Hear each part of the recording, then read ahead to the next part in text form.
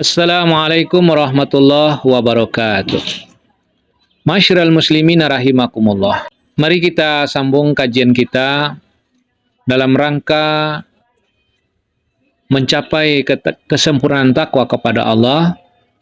Tidak lain jalannya adalah ta'lim, tadarus, dan tadabur Al-Quran.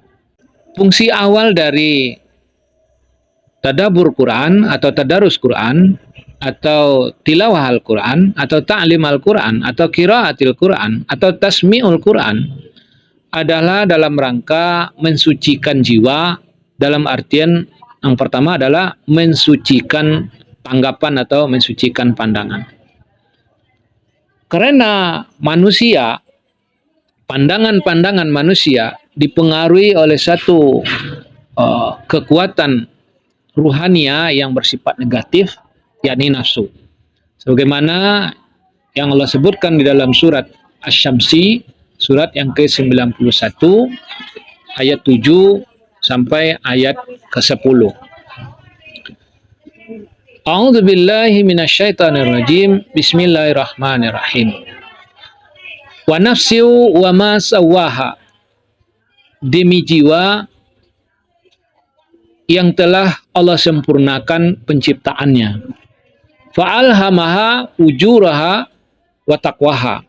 Kesempurnaan jiwa manusia itu adalah Allah mengilhamkan kepada jiwa manusia itu sifat fujur, sifat durhaka, wa taqwaha, dan sifat takwa.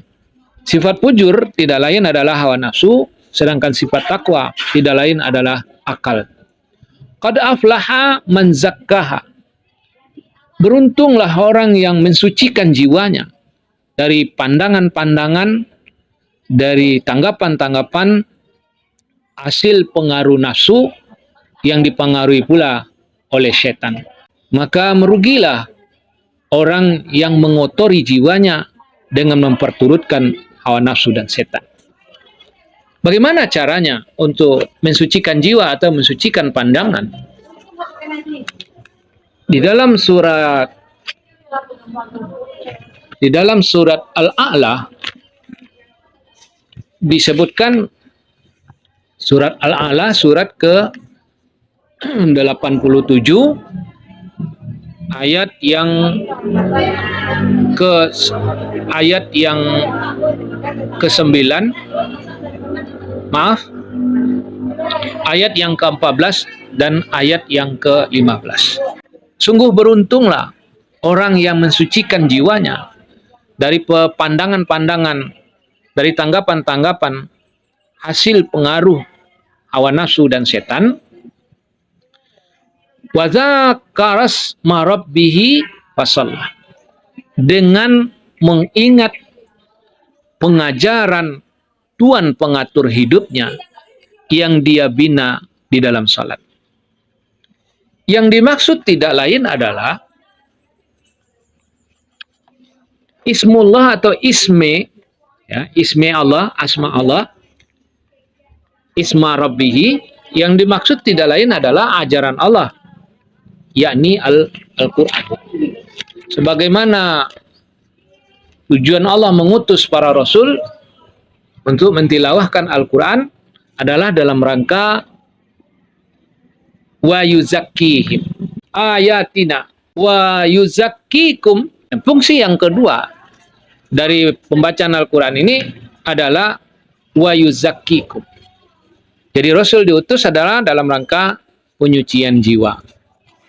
Maka tidak ada jalan untuk menyucikan jiwa dari pengaruh hawa nafsu dan setan kecuali membersihkan pandangan terlebih dahulu.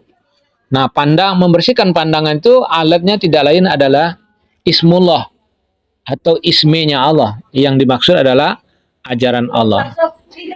Bagaimana yang disebutkan di dalam surat 29, dalam surat Al-Ankabut ayat 45, sebelum dibina di dalam salat, maka perintah yang pertama adalah tilawahlah Al-Quran, dihafal, dipahami, kemudian dibina di dalam salat sehingga bermahkota di hati, lalu amalkan dalam kehidupan sehari-hari insya Allah ilmu Al-Quran itu akan mampu mencegah jiwa, mencegah diri dari perbuatan keji dan mungkar. Insya Allah kita akan terbebas dari kotoran-kotoran hawa nafsu dan kotoran-kotoran setan.